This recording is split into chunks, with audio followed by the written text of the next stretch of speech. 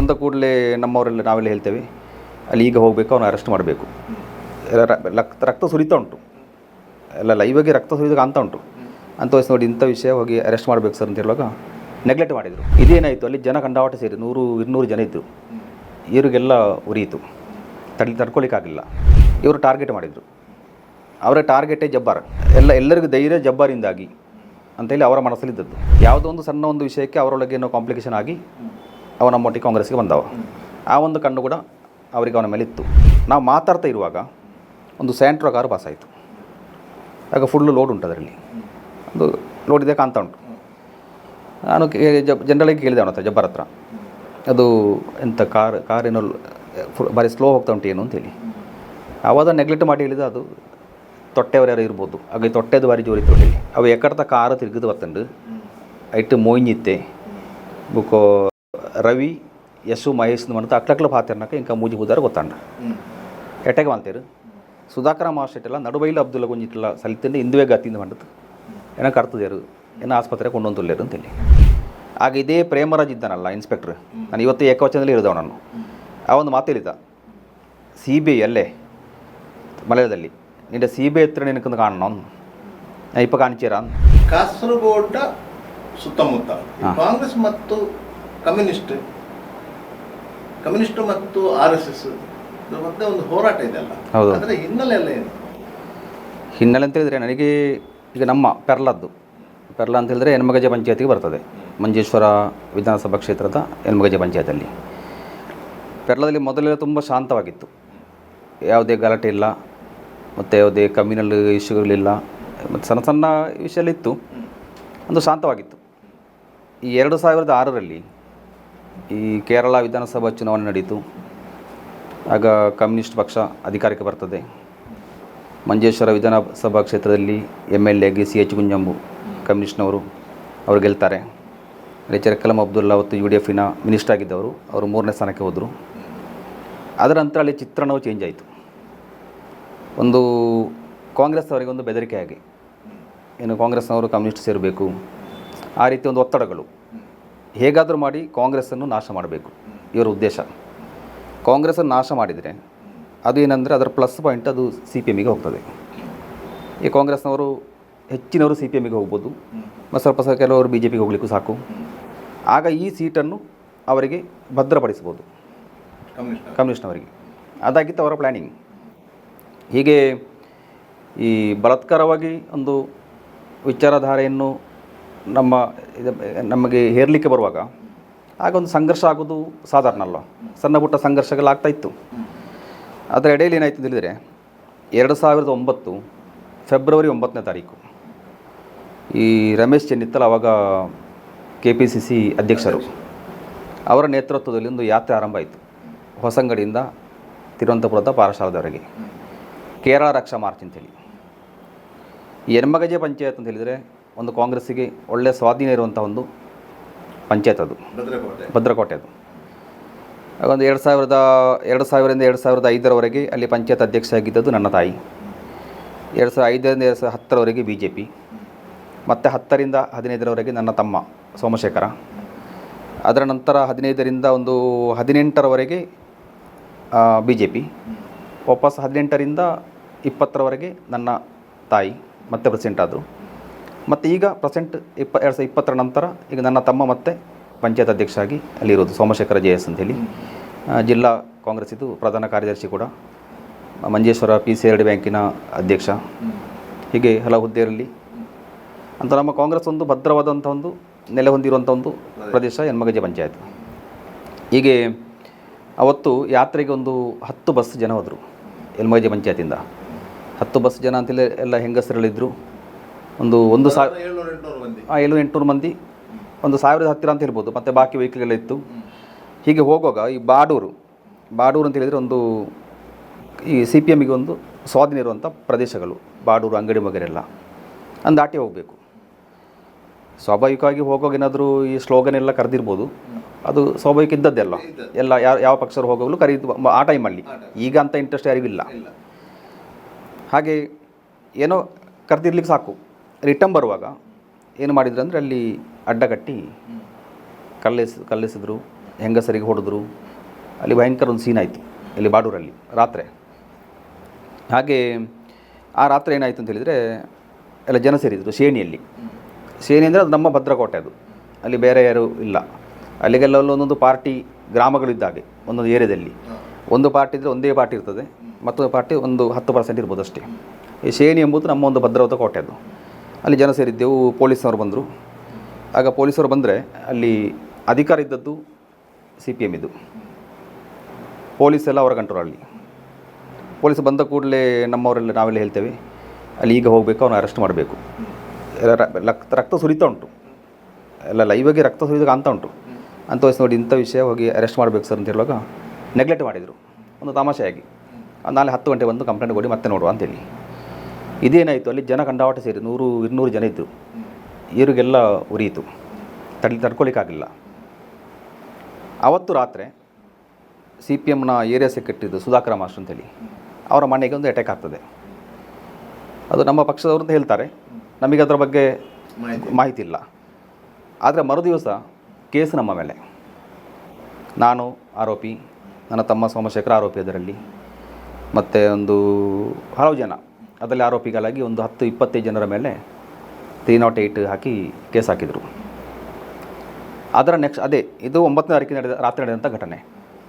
10ನೇ ತಾರೀಕಿಗೆ ನಮಗೆ ಕೇಸ್ ಆಯಿತು ಅಂತ ಹೇಳಿ ಆಗುವ ಮತ್ತೆ ನಮಗೆ ಹೊರಗೆ ಹೋಗ್ಲಿಕ್ಕೆ ಆಗೋದಿಲ್ಲ. 308 ಅಂದರೆ ನಾನ್ ಬೇಲೇಬಲ್ ಅಲ್ಲ.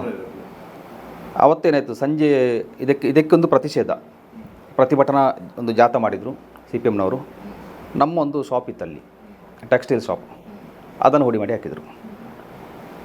ಹಾಗೆ ಒಂದು 2-3 ದಿವಸ ಕಳೆಯುವಾಗ DYFI ಒಬ್ಬ ನೇತಾರನ ಮೇಲೆ ಒಂದು ಅಟ್ಯಾಕ್ ಆಗ್ತದೆ. ಅದು ಮಾಡಿದ್ದು ಯಾರಂತ ಗೊತ್ತಿಲ್ಲ. ಅದು ಕೂಡ ಕೇಸ್ ಏನಾಯಿತು ಅಂದರೆ ನಾನು ಆರೋಪಿ, ಸೋಮಶೇಖರ ಆರೋಪಿ, ಅಬ್ದುಲ್ಲಾ ಅಂತೇಳಿ ಒಬ್ಬರು ಆರೋಪಿ ಅದರಲ್ಲಿ, ಮತ್ತು ಇನ್ಯಾರು ಆರೋಪಿಗಳಂದರೆ ಅಲ್ಲಿ ಎಲ್ಲರ ಹೆಸರು ನೆನಪಿಲ್ಲ ನನಗೆ. ಒಂದು 7-8-9 ಜನ ಅದರಲ್ಲಿ ಕೂಡ ಆರೋಪಿಗಳು ಅಂತೇಳಿ ಫಿಕ್ಸ್ ಮಾಡಿದರು. ಹಾಗೆ ಅಲ್ಲಿಗೆ ಒಮ್ಮೆ ಅದು ಮುಗೀತು, ಸ್ಟಾಪ್ ಆಯಿತು. ಅಲ್ಲಿ ಜಾಮೀನೆಲ್ಲ ಸಿಕ್ಕಿತು. ಅಲ್ಲಿ ಅದರ ಅಂತ ಸ್ವಲ್ಪ ಸಮಾಧಾನವಾಗಿತ್ತು. ಆದರೆ ಇವರು ಎಂತ ಮಾಡಿದರು, CPMನವರು ಸುಮ್ಮನೆ ಕೂತ್ಕೊಳ್ಳಿಲ್ಲ. ಇವರು ಟಾರ್ಗೆಟ್ ಮಾಡಿದರು. ಅವರ ಟಾರ್ಗೆಟೇ ಜಬ್ಬಾರ್. ಎಲ್ಲರಿಗೂ ಧೈರ್ಯ ಜಬ್ಬಾರಿಂದಾಗಿ ಅಂತೇಳಿ ಅವರ ಮನಸ್ಸಲ್ಲಿದ್ದದ್ದು. ಮತ್ತು ಜಬ್ಬಾರ್ ಅಂತೇಳಿದರೆ ಮೊದಲು CPMಲಿದ್ದವ. ಯಾವುದೋ ಒಂದು ಸಣ್ಣ ಒಂದು ವಿಷಯಕ್ಕೆ ಅವರೊಳಗೆ ಏನೋ ಕಾಂಪ್ಲಿಕೇಶನ್ ಆಗಿ ಅವ ನಮ್ಮೊಟ್ಟಿಗೆ ಕಾಂಗ್ರೆಸ್ಗೆ ಬಂದವ. ಆ ಒಂದು ಕಣ್ಣು ಕೂಡ ಅವರಿಗೆ ಅವನ ಮೇಲೆ ಇತ್ತು.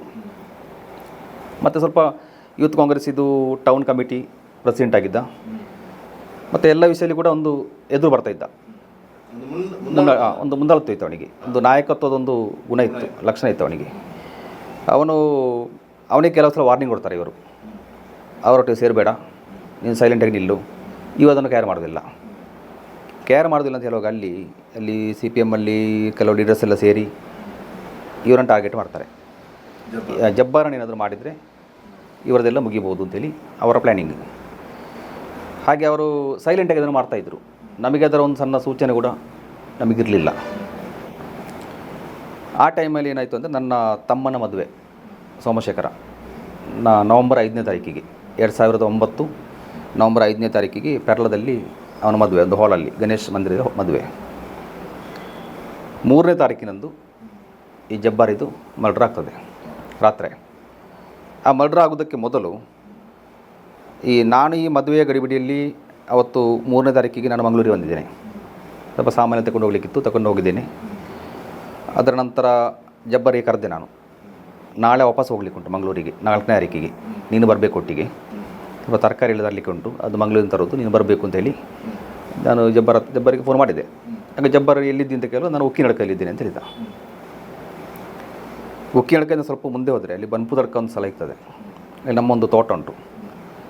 ನಾವು ಅಲ್ಲಿ ಆ ಟೈಮಲ್ಲಿ ನಿಲ್ಲಿಕ್ಕೆ ಯಾರಿಲ್ಲ, ಒಬ್ಬರು ರೈಟ್ರು ಮಾತ್ರ ಇದ್ದದ್ದು. ಹಾಗೆ ರೈಟ್ರ್ ಏನು ಮಾಡಿದ, ನನಗೆ ಹಣ ಬೇಕು ಕೆಲಸವರೆಗೆ ಕೊಡಲಿಕ್ಕೆ. 4ನೇ ತಾರೀಕು ಬೆಳಿಗ್ಗೆ ನಾನು ಮಂಗಳೂರಿಗೆ ಹೋಗಬೇಕು, ಮತ್ತು ನನಗೆ ಟೈಮ್ ಇಲ್ಲ ಅಲ್ಲಿ ಕೊಡಲಿಕ್ಕೆ. 5ನೇ ತಾರೀಕು ಮದುವೆ ಆಯಿತು. ಆಗ ನಾನೇನು ಮಾಡಿದೆ, ನಾನೀಗ ಬರ್ತೇನೆ, 9 ಗಂಟೆ 9:50 ಆಗಿದೆ ಉಕ್ಕಿನಡ್ಕೆಯಲ್ಲಿ. ನಾವು ಹಾಗೆ ಹೋಗಿ ಜಬ್ಬರ್ ಸಿಗ್ತಾರೆ ನನಗೆ. ಜಬ್ಬರ್ನ ಇಂಡಿಕಾ ಕಾರು ಉಂಟಲ್ಲಿ, ನಾನು ಕಾರು ನಿಲ್ಲಿಸಿ ಮಾತಾಡಿದೆ ಅವನ ಹತ್ರ. ನಾವು ಮಾತಾಡ್ತಾ ಇರುವಾಗ ಒಂದು ಸ್ಯಾಂಟ್ರೋ ಕಾರು ಪಾಸ್ ಆಯಿತು. ಆಗ ಫುಲ್ಲು ಲೋಡ್ ಉಂಟು ಅದರಲ್ಲಿ, ಒಂದು ನೋಡಿದೆ ಕಾಣ್ತಾ ಉಂಟು. ನಾನು ಜನರಲಾಗಿ ಕೇಳಿದೆ ಅವನ ಹತ್ರ, ಜಬ್ಬರ್ ಹತ್ರ, ಅದು ಎಂಥ ಕಾರೇನೋ ಭಾರಿ ಸ್ಲೋ ಹೋಗ್ತಾ ಉಂಟು ಏನು ಅಂತೇಳಿ.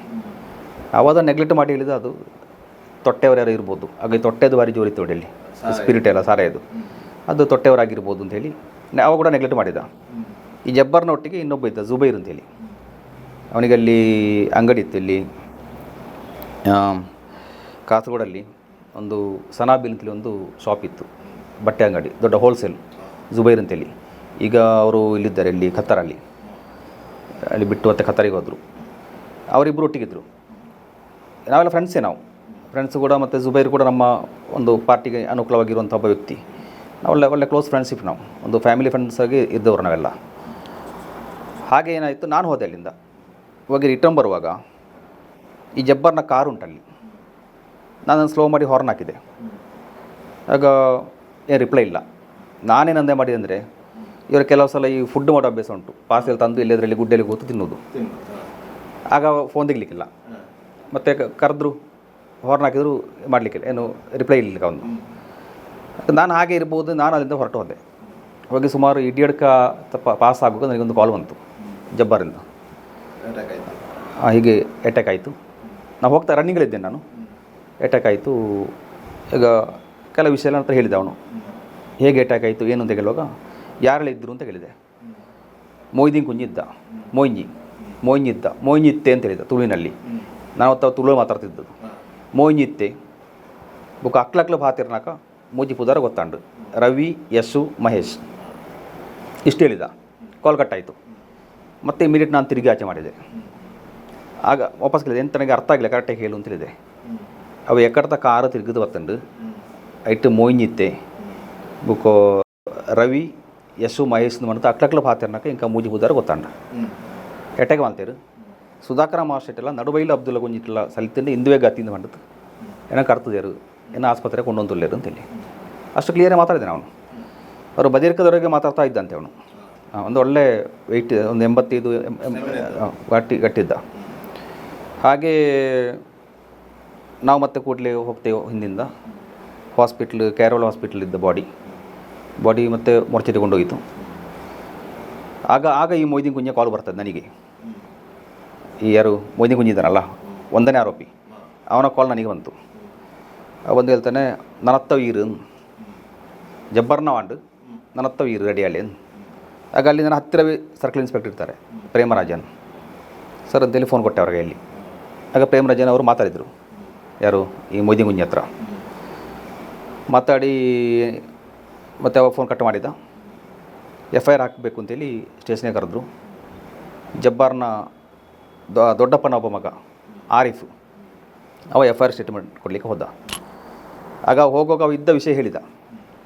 ರಾಧಾಕೃಷ್ಣ ಮಾಸ್ಟರ್ ಹತ್ರ ಜಬ್ಬಾರ್ ಮಾತಾಡಿದ್ದಾನೆ 2 ಸಲ, ಇಷ್ಟೇ ಹೆಸರು ಬಂದಿದೆ ಬಾಯಿಂದ. ಯಾವುದು ಸುಧಾಕರ ಮಾಸ್ಟರ್, ನಡುಬೈಲ್ ಅಬ್ದುಲ್ಲ ಕುಂಜಿ, ಮೊಯ್ನಿ, ರವಿ, ಮಹೇಶ್, ಯಶು, ಇಷ್ಟು ಹೆಸರು ಬಂದಿದೆ ಅಂಥೇಳಿ ಹೇಳ್ತಾನೆ. ಆದರೆ ಅಲ್ಲಿದ್ದ SI FIR ಹಾಕೋರು ಈ ಹೆಸರು ಬರೀಲಿಕ್ಕೆ ರೆಡಿ ಇಲ್ಲ, ಅವರ ಹೆಸರು ಬರೀಲಿಕ್ಕೆ ರೆಡಿ ಇಲ್ಲ. ಅವರಿಗೆ ಗೊತ್ತಾಯಿತು, ಅವರ ಪಾರ್ಟಿಯವರು ರೂಲಿಂಗ್ ಪಾರ್ಟಿ. ಆದರೆ ಇದನ್ನು ಮಾತ್ರ ಮಾಡ್ತಾರೆ, ಏನು ರಾಧಾಕೃಷ್ಣ ಮಾಸ್ಟರ್ ಹತ್ರ 2 ಸಲ ಫೋನಲ್ಲಿ ಮಾತಾಡಿದ್ದಾನೆ ಅಂತೇಳಿ FIR ಅಲ್ಲಿ ಹಾಕಿದ್ದಾರೆ. ಅವರು ಹೆಸರು ಮೆನ್ಷನ್ ಮಾಡೋದಿಲ್ಲ. ಆಗ ಇವಾಗ ಕೇಳ್ತಾನೆ ಮೆನ್ಷನ್ ಮಾಡಬೇಕು ಅಂತೇಳಿ. ಅದು ನಾವು ಮಾಡ್ತೇವೆ, ಮತ್ತೆ ಈಗ ಇದಕ್ಕೆ ನೀವು ಸೈನ್ ಹಾಕು ಅಂತೇಳಿ ಸೈನಲ್ಲಿ ಹಾಕಿ ಅವನ ಕಳಿಸಿದ್ರು ಅಲ್ಲಿಂದ. ಯಾರ ಹೆಸರು ಇರಲಿಲ್ಲ, ಅಷ್ಟು ಮಾಡಿ ಕಳಿಸಿದರು. ಹಾಗೆ ಅಲ್ಲ, FIR ಅಲ್ಲಿ ಬಹುಶಃ ಮೊಯ್ದೀನ್ ಕುಂಜಿ ಹೆಸರು ಹಾಕಿದ್ರಾ ಅಂತ ಒಂದು ಸಣ್ಣ ಡೌಟ್ ನನಗೆ. ಬಾಕಿದವ್ರದ್ದು ಹಾಕಲಿಲ್ಲ, ನನಗೆ ಅದು ಕರೆಕ್ಟಾಗಿ ನೆನಪು ಬರೋದಿಲ್ಲ. ಬಾಕಿದವ್ರ ಹೆಸರು ಹಾಕಲಿಲ್ಲ.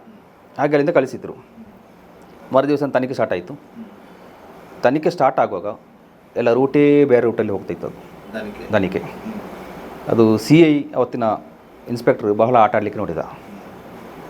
ತುಂಬ ಇನ್ಸ್ಪೆಕ್ಟ್ರಾಗಿ ಮಾಡಬೇಕಾದ ಕೆಲಸ ಅಲ್ಲ. ಪ್ರೇಮರಾಜನ್ ಈ ಕೇಸನ್ನೇ ಟರ್ನ್ ಮಾಡಿಬಿಟ್ಟ. ಮೊಯ್ದೀನ್ ಕುಂಜಿ ಸರೆಂಡರ್ ಆದ. ಮೊಯ್ದೀನ್ ಕುಂಜಿ ಒಟ್ಟಿಗೆ ಅವನ ತಮ್ಮ ಅಸ್ರಫ್, ಮತ್ತೊಬ್ಬ ರಜಾಕ್, ಮತ್ತೊಬ್ಬ ಬಹುಶಃ ಬಾಪುಂಜಿ ಅಂತ ಇರಬೇಕು, ನನಗೆ ಸರಿ ನೆನಪಿಲ್ಲ. ಬಾಪುಂಜಿ ಇದರಲ್ಲಿ ಸರೆಂಡರ್ ಆಗಿರಬೇಕು ಮೋಸ್ಟ್ಲಿ. ಎಷ್ಟು ಜನ ಏನೋ ಅವರು ಹಾಜರಾಗ್ತಾರೆ. 4 ಜನ ಆಯ್ತು ಅಲ್ಲಿ ಆರೋಪಿಗಳು. ಆಗ ಸರ್ಕಲ್ ಕರೆದು ಹೇಳ್ತಾರೆ, 4 ಜನ ಅರೆಸ್ಟ್ ಮಾಡಿ ಆಯಿತು, ಇನ್ನಿಬ್ಬರು ಸಿಗಲಿಕ್ಕಿದ್ದಾರೆ. ಅದು ಯಾರು ಅಂತ ಕೇಳುವಾಗ ಒಂದು ಹೆಸರು ಅನ್ನು, ಮತ್ತೊಂದು ಸುಕೇಶ್ ಅಂತೇಳಿ ಮಂಗಳೂರಿನವರು, ಇಬ್ಬರು ಮಂಗಳೂರಿನವರು, ಅನ್ನು ಮತ್ತು ಸುಕೇಶ್. ಇಬ್ಬರನ್ನ ಅರೆಸ್ಟ್ ಮಾಡಿದರೆ ಆಯಿತು, ನಾವು ಹುಡುಕ್ತಾ ಇದ್ದೇವೆ, ನೀವು ಸ್ವಲ್ಪ ಸಹಕರಿಸಿ, ಎಲ್ಲ ಇದ್ದಾರ ನೋಡಿ. ಎಲ್ಲ ಅವರ ಚಾಹರೆಲ್ಲ ಹೇಳಿದ್ರು ನಮ್ಮ ಹತ್ರ, ಹೇಗಿದ್ದಾನೆ ಅನ್ನು, ಹೇಗಿದ್ದಾನೆ ಸುಕೇಶ್, ಹೇಗಿದ್ದಾನೆ, ಎಲ್ಲ ಮಂಗಳೂರಲ್ಲಿ ಇರ್ತಾರೆ, ಕ್ಲಬ್ಬಲ್ಲಿ ಇರ್ತಾರಂತೆ ಅವರು ಅಂತೇಳಿ.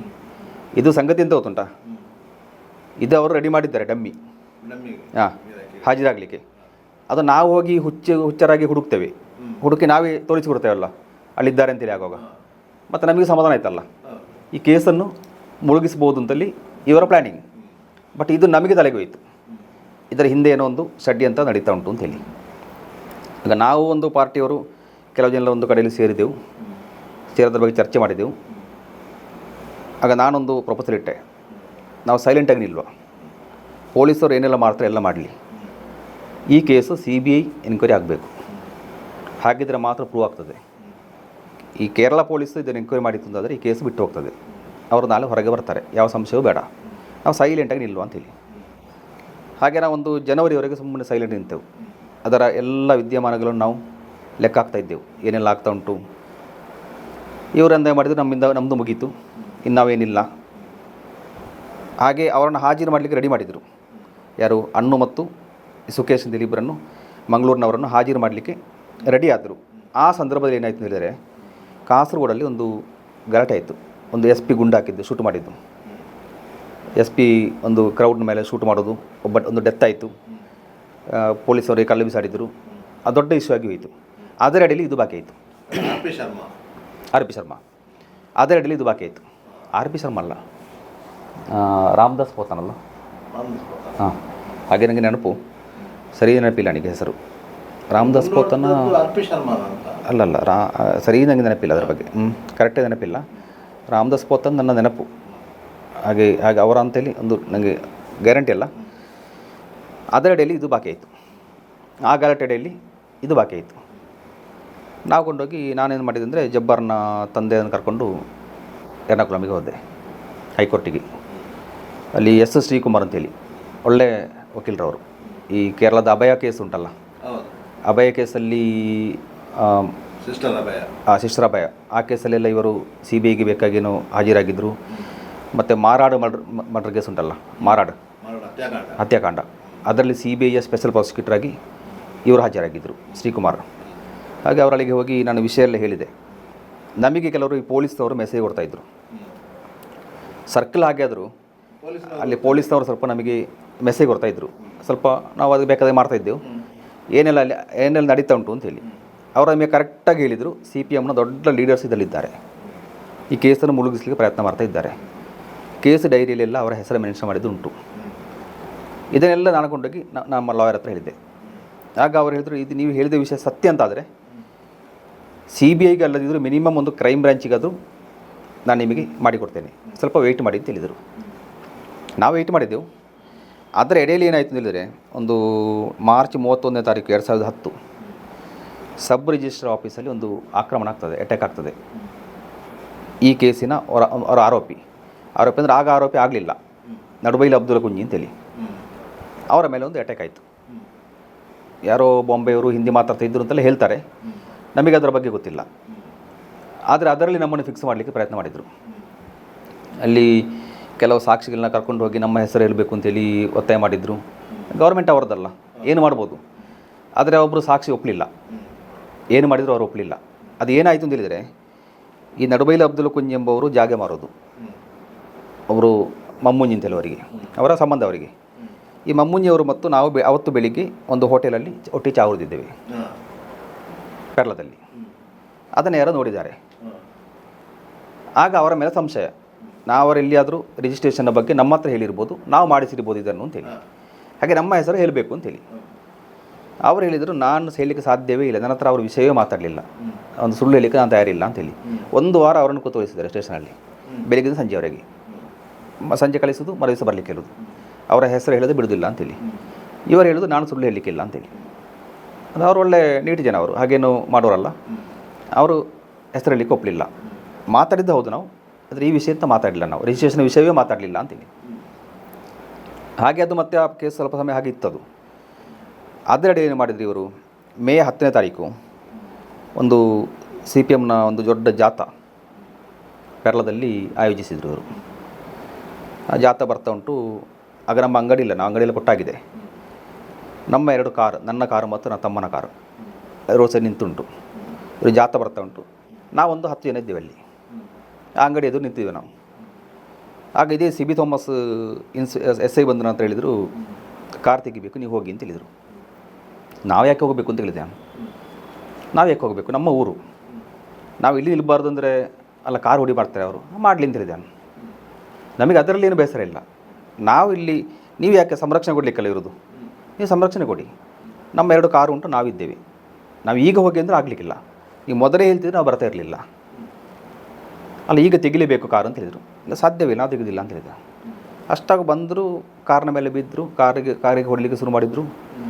ಕಲ್ಲು ಬಿಸಾಡಿದರು, ಕಾರು ಮಗುಚಿ ಹಾಕಿದರು, ಟೈರ್ ಮೇಲೆ ಟಾಪ್ಗೆಲಾಗಿ ಅದನ್ನು ದೂಡುವ ಸೀನುಗಳು ಅದೆಲ್ಲ ವೀಡಿಯೋ ಆಗ್ತಿತ್ತು.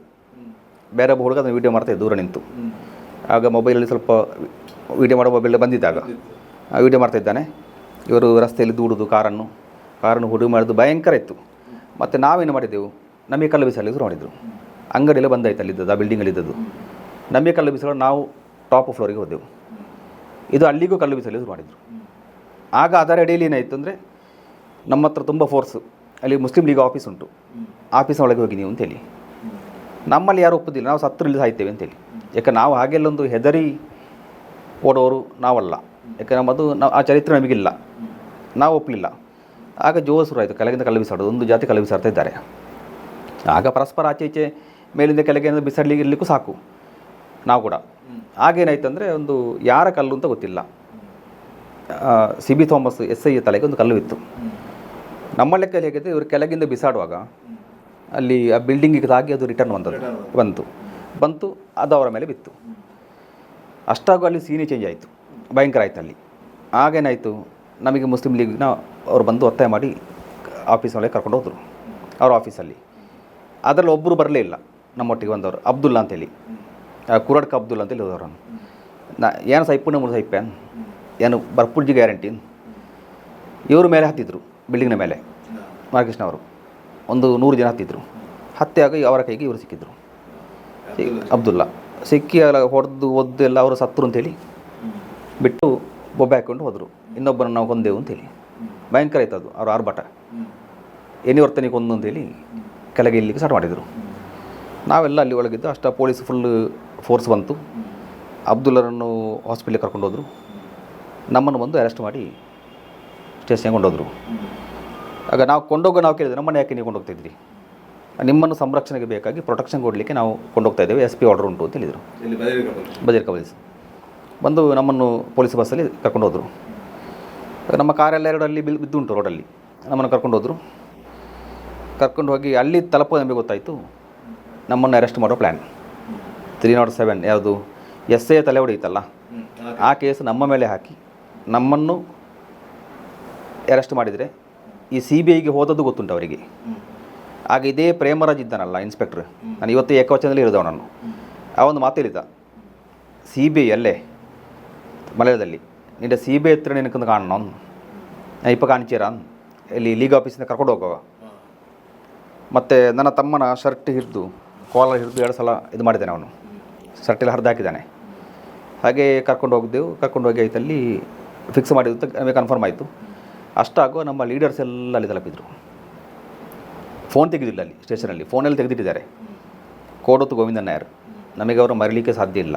ಯಾಕೆಂದರೆ ಅವರು ಆಗ KPCC ಸೆಕ್ರೆಟ್ರಿ ಸೌಕೀರ್ಲ ಅವರಿಗೆ, ಅವರು ಅಲ್ಲಿಗೆ ಬಂದರು. ಅಡ್ವೊಕೇಟ್ ಕೂಡ ಅವರು. ಮತ್ತು ಚರ್ಕಲಂ ಅಬ್ದುಲ್ಲಾ ಬಂದರು, ಮತ್ತು ಅಶ್ರಫ್ ಅಲಿ, ನೀಲಕಂಠನ್ ಎಲ್ಲ ಲೀಡರ್ಸ್, ಯೂತ್ ಕಾಂಗ್ರೆಸ್ ಎಲ್ಲ ಸೇರಿ ಒಂದು 1000 ಜನ ಸ್ಟೇಷನ್ ಹತ್ರ ಸೇರಿದರು. ಸೇರಿ ನಮಗೆ ಬಿಡಬೇಕು ಅಂತೇಳಿ SP ಹೊರಗೆ ಹೋಗ್ಲಿಕ್ಕೆ ಬಿಡೋದಿಲ್ಲ, ದಿಗ್ಬಂಧನ ಮಾಡಿದ್ರು ಅಲ್ಲಿ. ಆಗ ಅಲ್ಲಿ ಕೋಡೋತು ಗೋವಿಂದನಾಯರ್ ಮತ್ತು SPಗೆ ಸ್ವಲ್ಪ ಮಾತೆಲ್ಲ ಆಯಿತು. ನಾನು ಕರ್ಕೊಂಡು ಹೋಗ್ತೇನೆ ಅಂತ ಹೇಳಿದ್ರು ಇವರನ್ನು, ನೀವು ಮಾಡೋದು ಮಾಡಿ ನಾನು ಕರ್ಕೊಂಡು ಹೋಗ್ತೇನೆ ಅಂತೇಳಿ. ಕೊನೆಗೆ SP ಬಗ್ಗಿದ್ರು. SP ಹೊರಗೆ ಹೋಗೋ ಕಾರು ಹೊರಗೆ ಹೋಗ್ಲಿಕ್ಕೆ ಬಿಡಲಿಲ್ಲ. ಮತ್ತು SP ಸೆಲ್ಫ್ ಬಾಂಡಲ್ಲಿ ನಮ್ಮನ್ನು ರಿಲೀಸ್ ಮಾಡಿದರು. ಒಂದು 14 ಜನ ಇದ್ದೆವು ನಾವು, ನಮ್ಮ ರಿಲೀಸ್ ಮಾಡಿದರು. ಹಾಗೆ ಮರುದಿವಸ ಬೆಳಿಗ್ಗೆ ನಮಗೆ ಸ್ಟೇಷನ್ ಇನ್ಫಾರ್ಮೇಷನ್ ಬಂತು, 307 ಹಾಕಿದ್ದಾರೆ, ನಿಲ್ಬೇಡಿ ಊರಲ್ಲಿ ಅಂತೇಳಿ. ನಾವು ಕೂಡಲೇ ಊರು ಬಿಟ್ಟು ಇಲ್ಲಿ ಮಂಗಳೂರಲ್ಲಿ ಬಂದು ಇಲ್ಲಿ ಮಂಗಳೂರಲ್ಲಿ ನಾವು ಕೆಲವು ಲಾಡ್ಜಲ್ಲೆಲ್ಲ ನಿಂತದ್ದು. ನಿರಂತರ ಸುದ್ದಿ